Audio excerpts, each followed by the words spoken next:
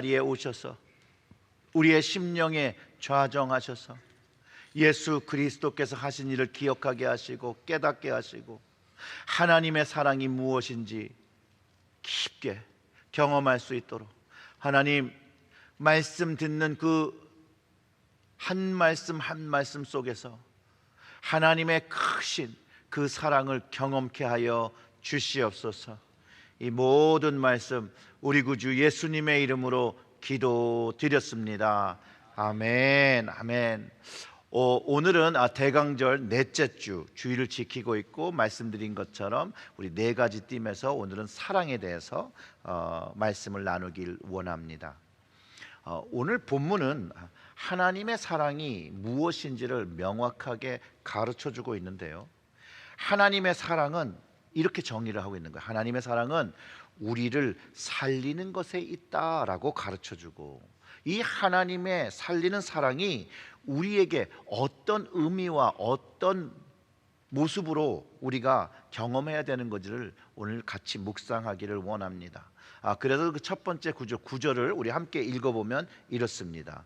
하나님의 사랑이 우리에게 이렇게 나타난 바 되었으니 하나님이 자기의 독생자를 세상에 보내심은 그로 말미암아 우리를 어떻게 한다는 거예요? 살리려 하심이라. 이 말씀에 하나님의 사랑이 정확하게 규정되어 있다라는 거예요. 자, 그러면 이 말씀을 통해서 우리가 아는 것은 하나님은 우리를 살리려 하신다는 거. 그런데 만약 우리가 내가 죽고 있는 현실에 있을 때 하나님은 나를 살리려고 하신다는 것을 가르쳐주고 있다는 거예요. 그래서 우리를 살리시기 위해서 하신 일이 뭐냐? 자기의 독생자 예수님을 보내셨다라고 가르쳐주고 있다는 것이에요. 즉 하나님께서 하시는 일은 우리를 살리시기 위한 일을 하고 계시다는 것을 가르쳐주는 거죠. 즉 하나님은요, 내가 살기를 바란다는 거예요. 내가 죽기를 바라는 것이 아니라 하나님은 내가 살기를 원하신다는 거예요. 인생을 살면서 현실적으로 어려운 문제들이 있죠. 힘듦이 있죠. 고통이 있을 때가 있죠. 그래서 내가 나 스스로에게 정말 죽고 싶다라는 마음이 있을 때에도 하나님은 내가 살기를 바라신다는 거예요. 하나님은 내가 살기를 바라신다. 그래서 예수님을 보내주신 것이라고 하고, 오늘 그 하나님의 사랑, 그 살리는 사랑에 대해서 묵상을 더 깊게 해봅니다. 하나님의 이 살리는 사랑은요, 아들 되신 예수 그리스도를 보내셔서 우리를 살리셨다라고 하는데, 이 살린다는 의미를 다른 말로 표현하면 구원하셨다라는 말로도 우리가 이해할 수 있습니다. 또 살 수 있도록 생명을 주셨다라고 이해할 수도 있습니다. 즉 우리가 죽어가는 상태인데 하나님이 아무것도 안 하신다? 그거 아니라는 것이에요. 하나님이 내가 죽어가고 있는 그런 환경 속에서 가만히 있지 않고 무엇인가 우리를 살리기 위해서 무엇인가를 감당하고 계시는데, 그 우리 죽어가는 생명을 살리기 위해서 하신 일이 가장 귀한 그 아들 독생자의 생명을 주심으로 우리에게 생명을 주셨다, 살리셨다라고 선포하고 있다라는 것입니다. 제가 인터넷 안에서 찾은 예화인데요, 6.25 전쟁 때 우리나라에서 있었던 실화라고 합니다. 한 만삭된 여인이요, 이제 아기를 낳으려고 어딘가 그게 친정집인지 그게 자기 집인지 어딘지는 모르지만 거기를 찾아 나서가고 있던 중이었다라는 거예요. 근데 이 아기 엄마가 그 집에 다 도달하지 못하고 갑자기 산통이 오고 아기를 낳아야 하는 사건이 일어나기 시작한 거죠.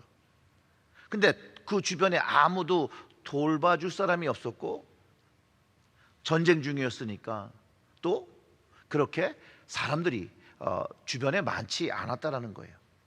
그래서 다리 밑에서 겨우 자리를 잡아서 이제 아기를 낳아야 되는데 거기서 이제 분만을 한 거죠, 혼자서. 아기를 분만하고 나니 움직일 수도 없고 어떻게 할 수도 없고 그런 상태에서 아기를 살려야겠다는 생각이 든 거예요. 그래서 자기가 입고 있던 옷을 벗습니다. 그리고 아기가 이 추운 날씨에 해를 당하거나 죽지 않도록 그 옷으로 자기 옷을 다 벗어서 이제 싸기 시작하는 것이죠. 그리고 누군가의 도움을 받았으면 좋았을 텐데 도움을 받지 못하고 너무 추운 겨울이었기 때문에 본인은 이제 얼어 죽게 된 거죠. 분명히 그 엄마도 자신이 얼어 죽을 수 있거나 병이 들을 수 있다는 걸 알았지만 자신의 막 태어난 아기를 살리기 위해서 자기의 옷을 벗어서 아기를 살리려는 최선을 다했다는 것은 우리는 이미 알 수 있는 것이죠. 그 후에 얼마가 지난 뒤에 어느 미국 장교가 그 진을 지나가는데 자동차에 휘발유가 떨어져서 이제 자동차가 서게 된 거예요. 부대에 연락을 하고 이제 근처에 내려서 길을 걷고 있는데 아기 소리를 듣습니다. 그래서 그 아기 소리를 듣고 내려가 보니 한 여인이 거의 벌거벗은 채로 죽어 있고 그 여인의 옷에 폭 쌓인 아기가, 갓난아기가 울고 있는 것을 발견하게 됩니다. 그리고 이 미국 군인이 그 다음에 생각한 게 뭐냐, 내가 여기서 기름이 떨어진 것은 어쩌면 하나님께서 이 아이를 살리시기 위한 것이었구나 라고 생각하고 이 아이를 입양해서 이제 미국에 데리고 갑니다. 양자를 삼아서 잘 키우고 미국에서 성인이 되었는데 이 아이가 늘 자기의 출생에 대해서 알고 싶어 했다라는 거예요. 그래서 어느 날 그 자기를 키워준 아버지로부터 자기를 낳아주게 된 어머니의 이야기를 이제 듣습니다. 그리고 그가 이제 그 어머니를 찾아서 한국으로 돌아와 그리고 그 무덤을 찾아 갑니다. 그리고 그 무덤 위에다가 자기의 옷을 벗어서 이렇게 덮으면서 눈물을 터뜨리면서 어머니 얼마나 추우셨어요 라고 하는 거죠. 나를 살리기 위해서 어머니가 그런 희생을 치르신 것에 감사합니다. 뭐 그 감정을 우리가 표현할 수는 없겠지만 그 어머니의 사랑이 얼마나 깊었는지 또 그 어머니의 사랑으로 자기가 살았다라는 것을 고백하면서 거기서 뭐 눈물을 흘리고 그랬겠지요. 그러면서 이제 이렇게 얘기했다라고 합니다. 이제 어머니의 사랑이 나를 통해서 더 어렵고 힘든 사람에게까지 전해줄 수 있도록 살겠다라는 거예요. 하나님의 사랑을 전하며 살겠다라고 고백했다라는 것이에요. 이 자녀를 살리기 위해서 자신은 죽음을 선택한 어머니의 사랑이 바로 하나님의 살리는 사랑과 같다라는 거예요, 여러분. 하나님께서 우리를 살리시기 위해서 예수님을 십자가에서 화목제로 죽게 하시고 우리를 살리셨다라는 거예요. 올해 우크라이나 전쟁이 발생했을 때 우크라이나의 성인들이 자기의 가족들을 지키기 위해서 총을 잡고 생명을 바쳐 전쟁에 참여한 것은요, 그 가족들을 살리기 위함이라는 거예요. 그 자녀들을 살리기 위함이라는 것이에요. 그 자녀들에게 생명을 주기 위하여 전쟁에 참전한 것이고 그 생명을 바친 것이라고 저는 믿어 의심치 않아요. 예수님께서 이 땅에 오심이 바로 그것이라는 거예요. 우리를 살리기 위해서 하나님께서 우리를 살리시라는 그 뜻을 알고 주님도 똑같이 우리를 살리기 위해서 이 땅에 오셨고 우리에게 그의 생명을 주셨고 우리를 살리시고 우리를 영원히 살리시기 위해서 다시 오신다라고 또 약속하신 것이죠. 부활하셔서 우린 이것을 기념하며 다시 오신다라고 하신 그 예수님을, 그 약속을 기다리며 이 대강절을 보내고 있음을, 그 의미를 깨달아야 한다라는 거예요. 여러분, 우크라이나의 그 아이들이요, 지금은요, 왜 자기의 아버지가, 자기의 어머니가 전쟁에 참여하고 전쟁에서 목숨을 잃어야 하는지 지금 이해할 수 없을 수도 있습니다. 그러나 그들이 이제 성장하고 나면 왜 그들이, 그 부모님들이, 그 어른들이 생명을 걸고 그들의 생명을 살리려고 전쟁을 한 그 이유를 알게 될 것이라고 저는 믿어요. 그리고 그 사랑을 알면 이제 그 사랑에 보답하며 살아갈 것이에요. 그렇게 귀하게 자신이 받은 그 생명을 더 잘 살기 위해서 사용할 것이라고 저는 믿어요. 우리 역시 영적으로 성장하면 하나님께서 우리를 살리시기 위해서 예수 그리스도를 십자가에서 화목제로 삼으신 이유가 사랑이라는 것을 알게 되고 그 살리는 사랑을 체험하고 내가 그것을 경험하게 된다면 이제 그 하나님의 사랑을 위하여 살아가게 될 것이라고 고백하게 된다는 것이에요. 다시 한번 말씀드리면 우리의 생명을 대신하신 예수께서 화목제로 십자가에서 죽으신 것이 바로 하나님의 우리를 살리는 사랑이라는 것이에요. 여러분, 이게 믿어지십니까? 사랑하는 성도 여러분, 하나님께서 예수님을 우리의 죄를, 나의 죄를 위하여 화목제로 삼으셨다는 이 말씀이 살리는 사랑으로 느껴지시고 이해되십니까? 정말로 아멘으로 믿어지십니까? 그런데 저는요, 이 하나님을 인격적으로 만나기 전에 이게 이해가 되지 않았어요. 일단은요, 내가 왜 죄인인지를 모르겠더라고요. 죄를 지고 있다는 것, 그거를 자체를 인정할 수가 없었어요. 내가 뭘 그렇게 잘못했는데 교회만 가면 죄인이라는 거예요. 그리고 더 이해되지 않는 건 예수님하고 나하고 아무 관계가 없는데 내 죄를 위해서 죽으셨다라는 거예요. 이런 말씀을 들을 때 동의하기도 어려웠고 받아들여지지도 않았다라는 것이에요. 게다가 그것이 하나님의 사랑이라는 거예요. 이해도 되지 않고 그냥 들었죠. 그럴 때 난 이런 게 참 믿어지지가 않아요 라고 얘기를 할 때 주변에 있는 우리 믿음의 선배들, 장로님들, 권사님들, 집사님들이 이런 얘기를 하십니다. 그래서 하나님을 만나야 돼.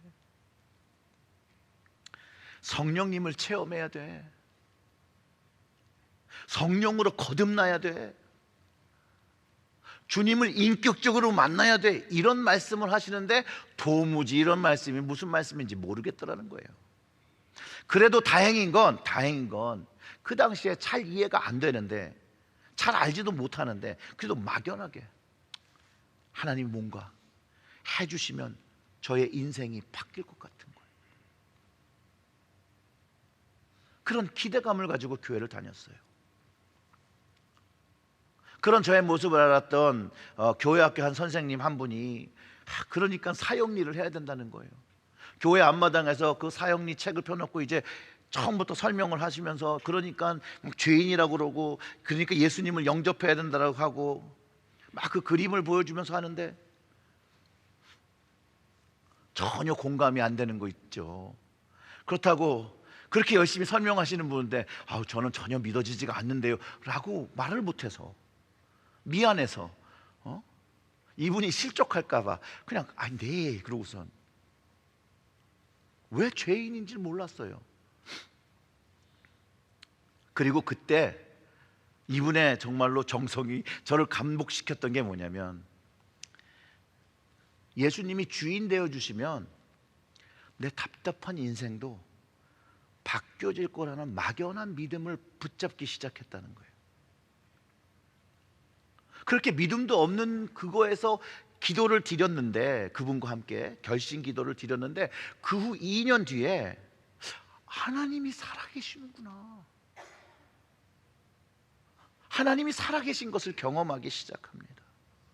하나님의 살아계심을 경험하니 예수님이 왜 나의 구주가 되시는 것, 그것이 마음과 생각으로 믿어지는 역사를 내가 경험하고 내가 왜 죄인이라는 걸 알기 시작했다라는 거예요. 그리고 그 경험이 많은 신앙의 선배들이 성령에 거듭났다라고 얘기하고 하나님을 만났다라고 하고 주님을 인격적으로 만났다라고 하는 그 말이라는 걸 그 순간에 알게 되었다라는 것이죠.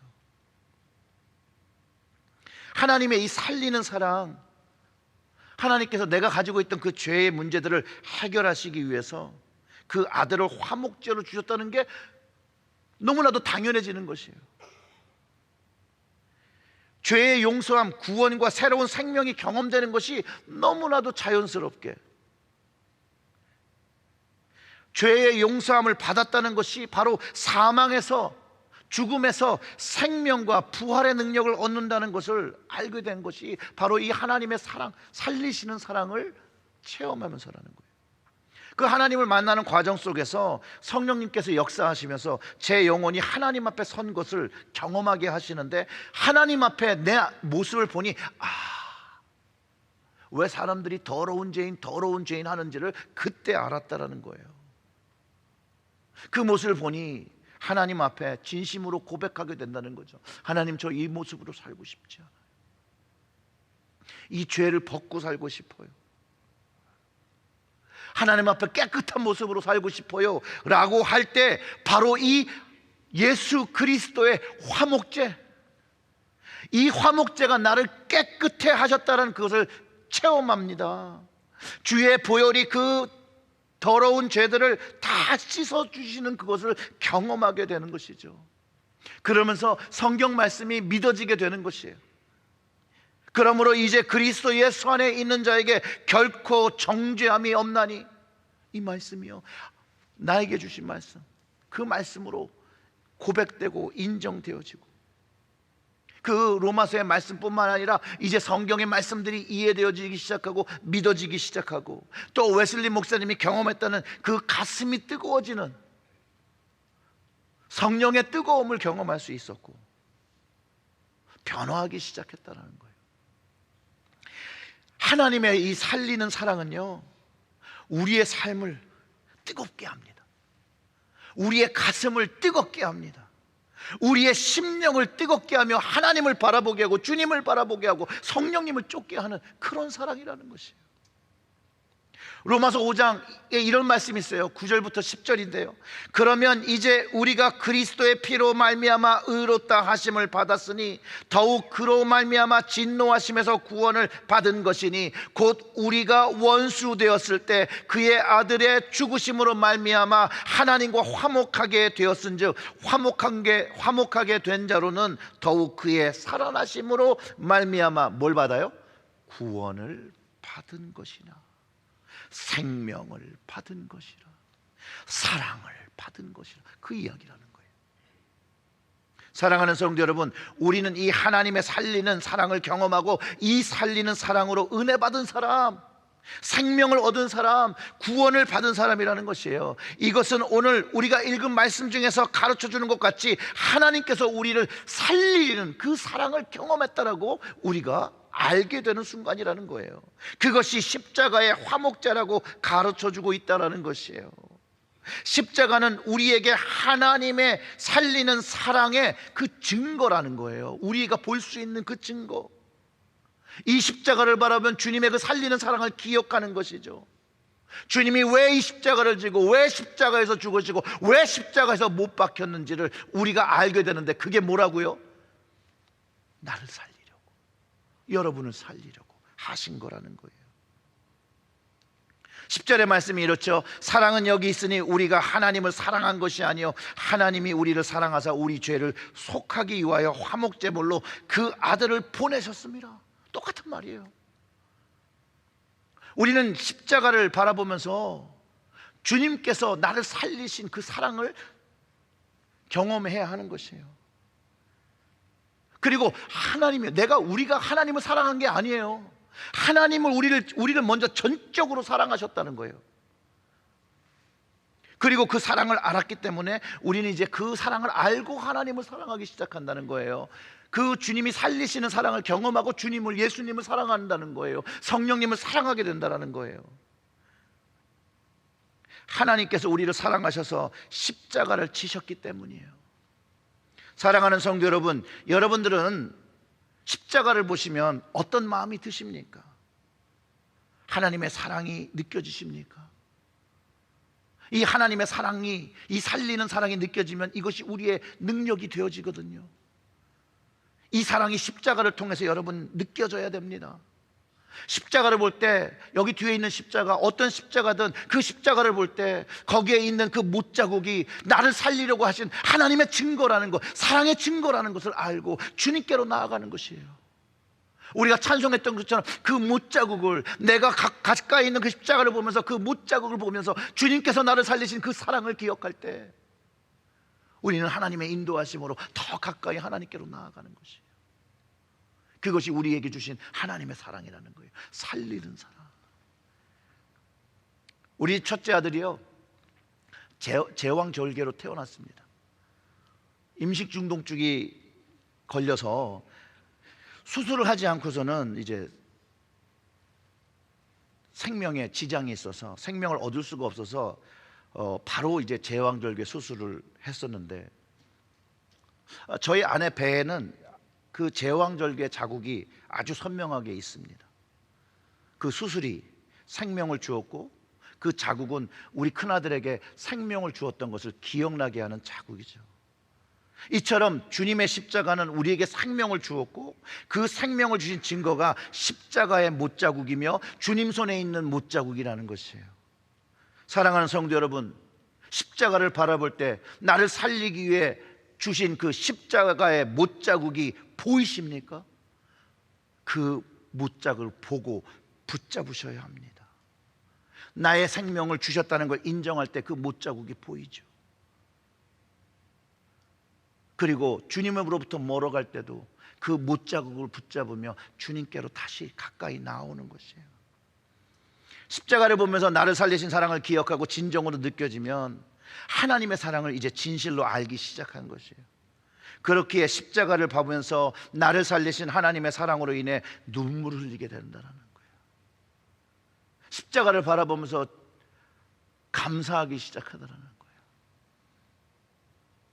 십자가를 보면서 내가 오늘도 하나님께로 가까이 나갈 수 있는 이유가 있다는 것을 알고 주님께 나아가는 거예요. 우리가 이 주님을 사랑하는 마음이 있을 때 하나님께서 더 가까워지는 거고, 성경은 우리가 하나님께 가까이 나갈 때 하나님께서 가까이 하신다라고 분명히 말해주고 있다는 것이.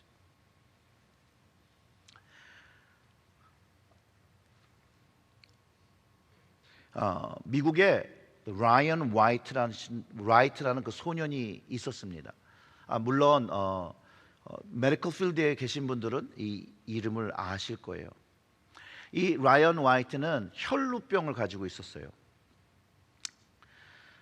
그리고 이제 수술을 받게 되는데, 그 수술 받는 과정 속에서 수혈을 받았는데 이 수혈 받은 게 잘못돼서 이 소년이 후천성 면역 결핍증이라는 것에 걸립니다.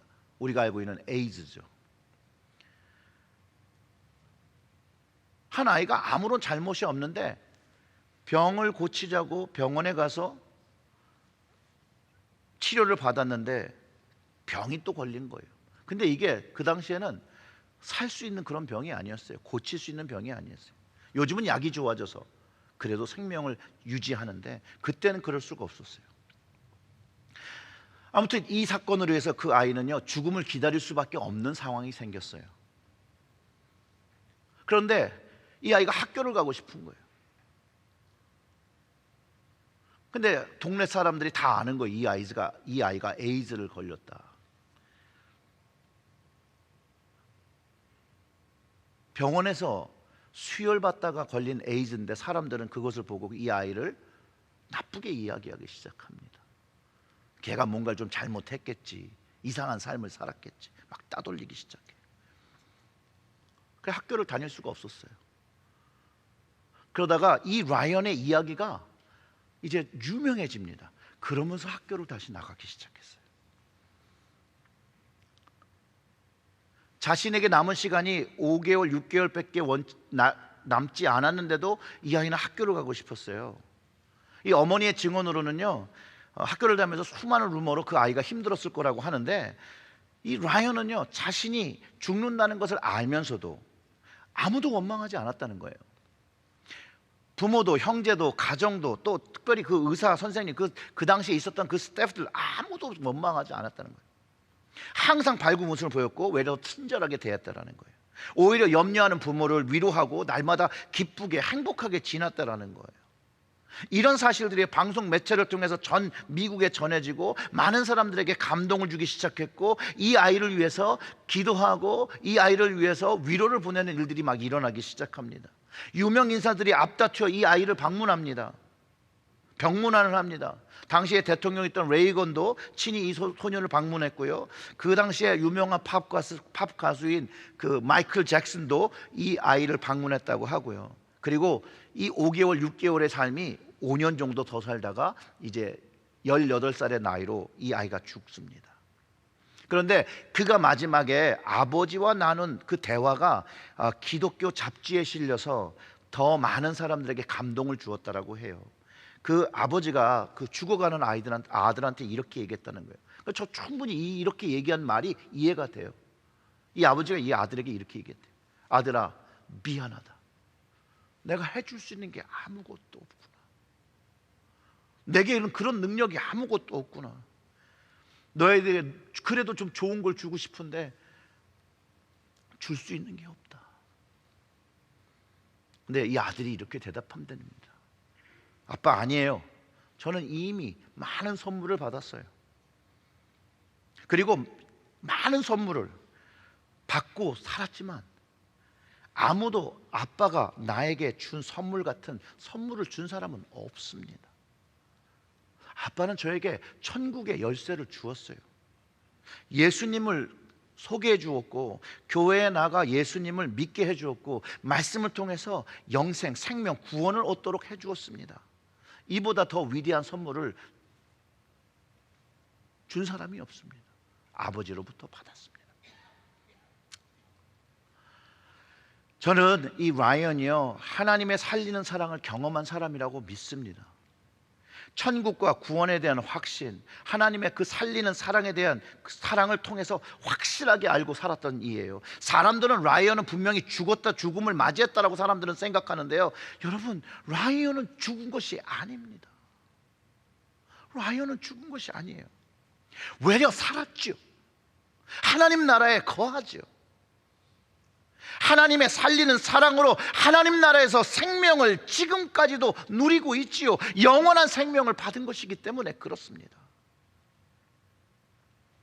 이 이후에 이 라이언의 이야기는요, 여러분, 영화로 만들어집니다. 물론 영화의 제작자에 따라서 그 영화의 관점이 조금 신앙의 관점이 아닐 수 있지만 결국 라이언이 세상에 영향력을 끼칩니다. 그리고 에이즈 포스터의 주인공이 돼요. 그리고 그와 같이 에이즈 걸린 사람들을 돕고 예방하는 일이 지금까지 하는데 영향력을 미쳤고, 그것에 대한 정부 정책이 세워지게 돼요. 빌 클린턴이 사인했어요. 많은 사람들은 이 라이언의 큰 영향이 정부의 이 보조를 받고 많은 에이즈 환자들과 처방전과 치료를 받게 된 것이라고 믿어요. 근데 저는 좀 다르게 봅니다. 라이언이 이 땅에 미친 큰 영향은 신앙의 영향이라는 거예요. 그가 아버지에게 한 말을 통해서 영생을 주신 예수님을 알게 하신 것이 그 아버지가 그에게 준 큰 선물이라고 말한 신앙 고백이 큰 영향력을 끼치는 것이라고 믿어요.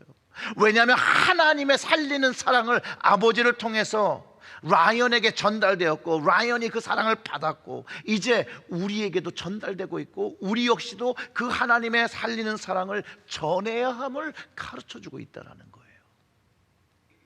11절의 말씀 우리 다 같이 한번 읽어볼까요?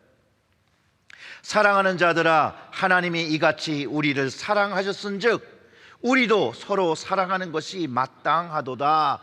아멘. 하나님께서 주신 사랑, 살리는 사랑이에요. 서로 사랑하는 것이 내가 생각하고 있는 그 사랑으로 사람들을 사랑하는 그런 얘기가 아니에요. 하나님 아버지로부터 받은 그 사랑, 그 살리는 사랑으로 사랑하는 것이에요. 그 살리는 사랑이기 때문에 우리는 서로를 세워주어야 되고, 용기 주어야 되고, 협력할 수 있고, 서로를 도닥여야 되는 그런 사랑을 해야 되는 것이에요. 부족해도 참아주고, 누가 힘들어하면 함께 해주고, 도와주고, 불편한 것들을 돕고 풀어주는 것, 바로 살리는 사랑, 하나님의 사랑 받은 사람이 해야 되는 사랑이라는 것이에요. 여러분, 하나님의 사랑이 나를 얼마나 참아주셨습니까? 나를 얼마나 많이 용서해 주셨습니까? 나를 얼마나 많이 기다려 주셨습니까? 그리고 나를 얼마나 이렇게 세워주셨습니까? 이 사랑을 서로가 베풀어야 함을 또 가르쳐주고 있다는 것이죠.